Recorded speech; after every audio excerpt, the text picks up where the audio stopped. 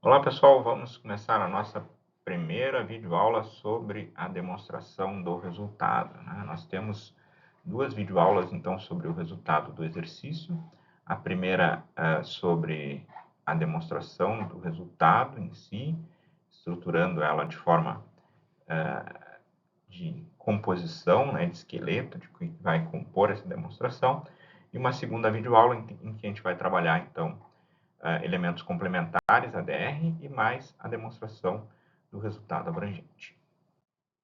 Bom, primeiro ponto a ser destacado na demonstração do resultado do exercício e do resultado abrangente é o item 81A, né, do pronunciamento CPC 26, em que ele estabelece que o resultado do exercício ele deve ser descrito na forma de demonstração, apresentando o resultado líquido da operação, outros resultados abrangentes e o resultado abrangente total, que é a soma dos dois anteriores, né? Então, isso é uma forma de converter aquele resultado, aquelas receitas e despesas que são contabilizadas na empresa, num demonstrativo contábil que sintetize todas essas informações que são fundamentais para a existência da empresa. Bom, ponto fundamental, essencial, quando se fala em demonstração de resultado, é lembrar que o resultado ele só existe porque a gente segue o regime de competência. Tá? Então, as receitas e despesas são registradas pela competência do exercício que elas pertencem. E isso permite, então, que se tenha a apuração do resultado em si, independente do aspecto financeiro, né, de entrar ou sair dinheiro, e sim da geração de receita ou despesa. Se nós não tivéssemos o regime de competência, não existiria o resultado, não haveria lucro, prejuízo, haveria só ganho ou perda de caixa. Né? Nesse caso, quando a gente apura o resultado, então a gente segue a competência dos exercícios e a gente apura o resultado pelo regime de competência. E isso é fundamental para que se possa entender a DR. Bom, o CPC 26 ele é um tanto flexível, né, em termos de apresentação da DR. Tá? De forma geral, o CPC ele não apresenta modelos, né? Ele não elabora modelos de demonstração. A demonstração tem que seguir esse modelo. Né? Nós criamos os modelos a partir das informações que existem no CPC. Então, o CPC ele descreve, né, os itens que devem aparecer na DR.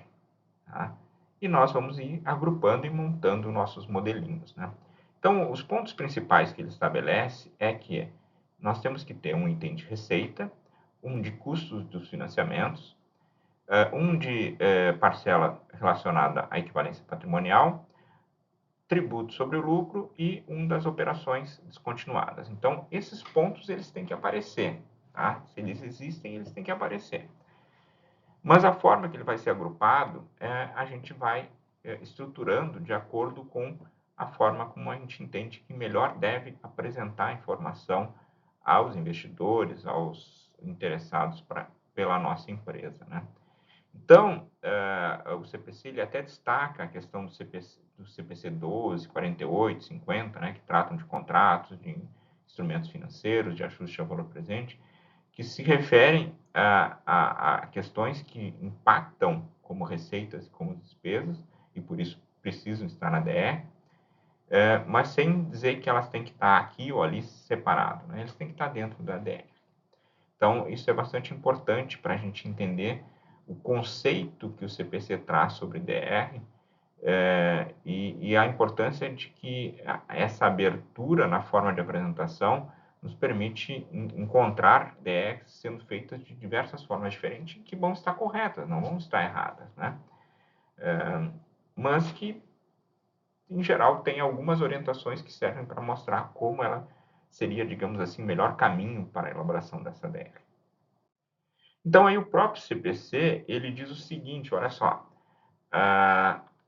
em atendimento à legislação societária brasileira vigente, né, a gente tem que incluir alguns itens nessa DR. E aí é o momento, né, que ele, de uma certa forma, segue a nossa legislação a questão de algumas obrigações que são características da norma brasileira. E isso está ligado à Lei 6.404, que é a nossa lei federal que trata da elaboração das demonstrações. Então, a 6.404 alteradas, né, com a legislação que veio posteriormente, que ajustou, né, essa norma, ela estabelece algumas coisas que devem aparecer na DR. Então, o CPC também reitera isso, né? Apesar do CPC ser uma versão da norma internacional, ele pode acrescentar coisas específicas da região, do país onde ele se refere, né? Então, no caso do Brasil, esses itens foram incluídos, né? Então, custos, produtos, mercadorias vendidas, lucro bruto, despesas de vendas administrativas gerais, outras receitas e despesas operacionais, resultado antes da receita e despesa financeira, resultado antes dos tributos e resultado líquido do exercício. E agora nós vamos ver cada um deles, o que é cada um deles, como é que cada um desses elementos deve aparecer na DR. Toda DR começa de uma forma ou de outra pelas receitas, né? Porque a empresa existe se gerar receita, porque se ela não gerar receita, ela fica estagnada, ou seja, ela fica existência, né? Então, ela precisa gerar receita. A geração de receita ela é fundamental para que a empresa efetivamente ela possa existir, que ela efetivamente possa estar fazendo o giro natural das suas atividades, né? Então, a receita ela é fundamental. E a receita ela vem da onde? Principalmente da venda de produtos, se for uma indústria, da mercadoria, se for um comércio, do serviço, quando é uma prestadora de serviço. Essa receita, geralmente, é aquele valor bruto, aquele valor da nota fiscal, né? Aquele que a gente vê na nota, ó, o valor total da nota, tanto. Só que tem coisas que existem em função da existência dessa receita. Por exemplo, impostos, né, sobre a receita. ICMS, PIS, COFINS, PI, ISS, eles só existem se existe a receita. Devolução de venda só existe se tiver venda. Cancelamento de venda só tem se tem venda.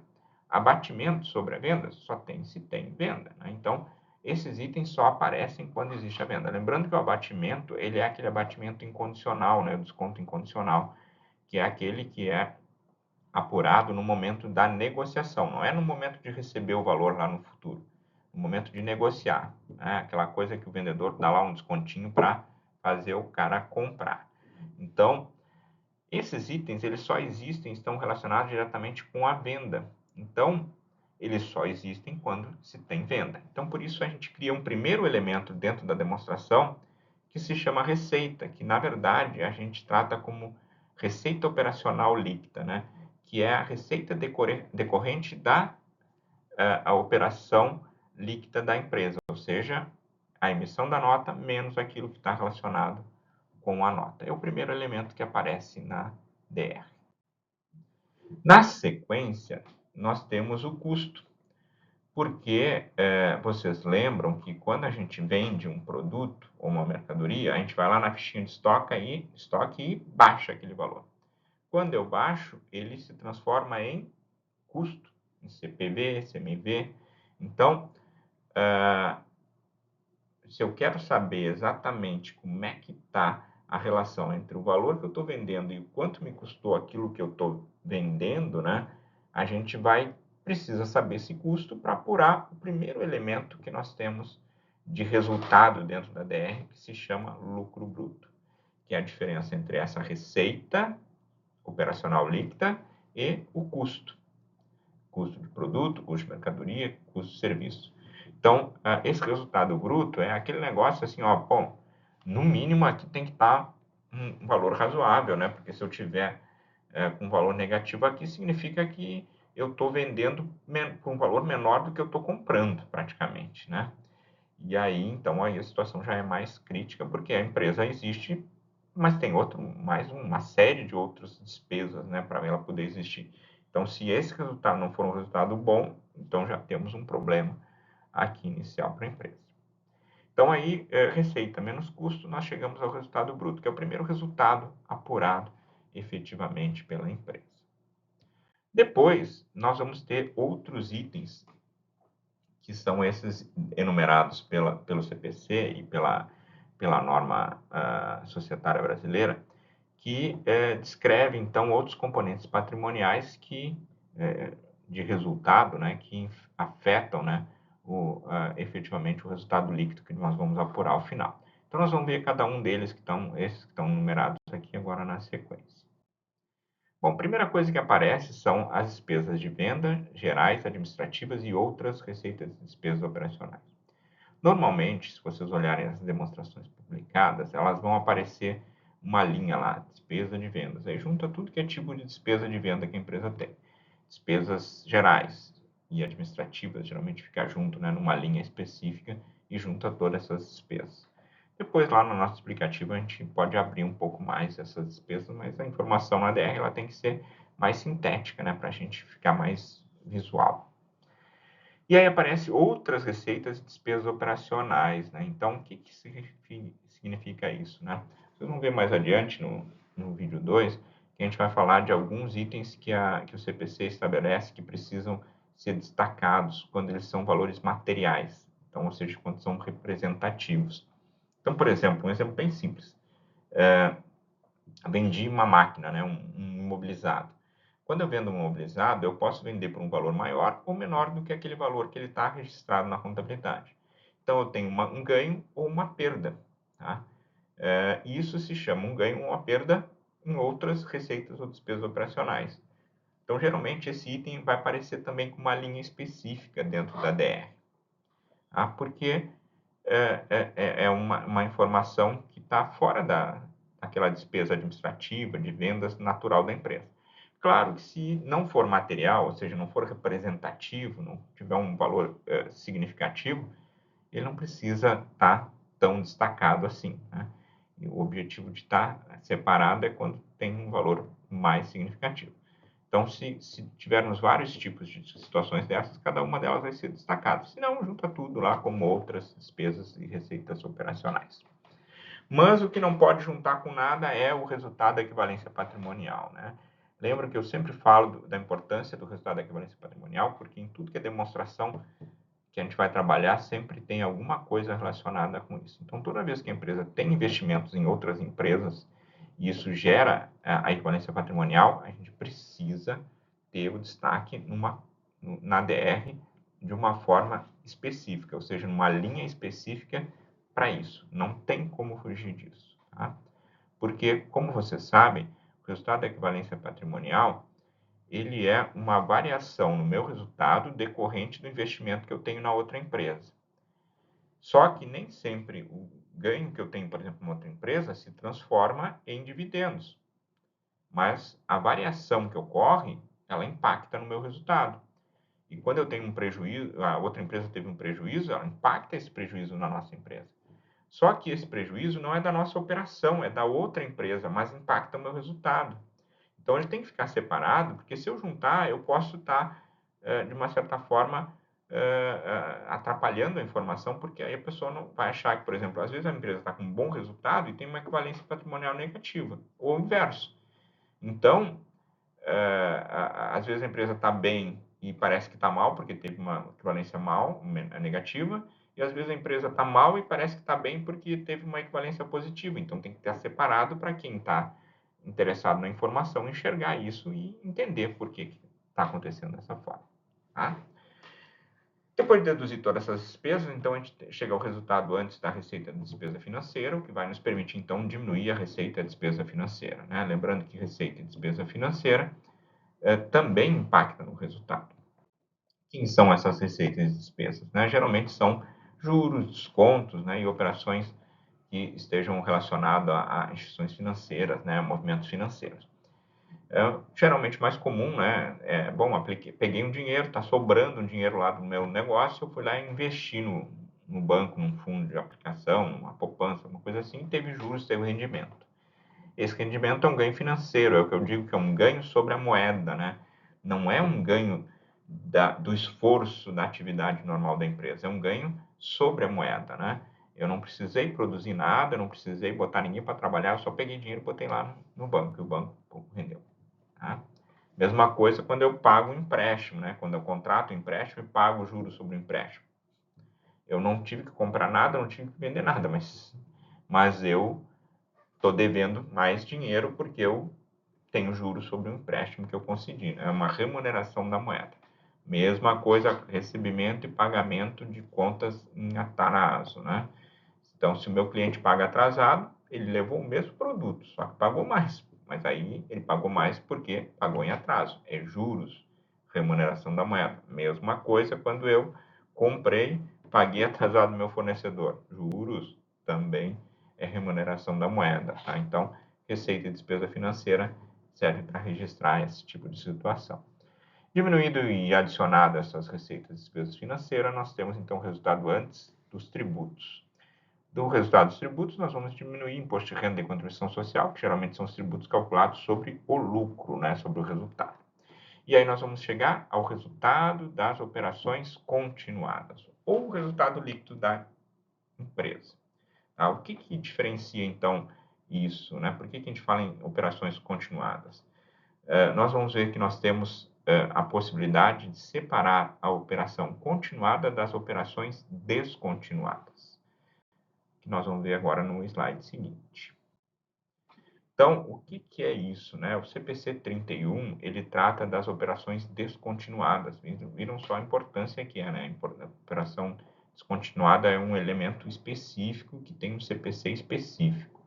O que é isso? Né? Eu desenvolvo uma atividade em que eu tenho vários segmentos, né? E nesses segmentos eu posso descontinuar um, porque não tem interesse, um ou dois, ou seja, quantos for.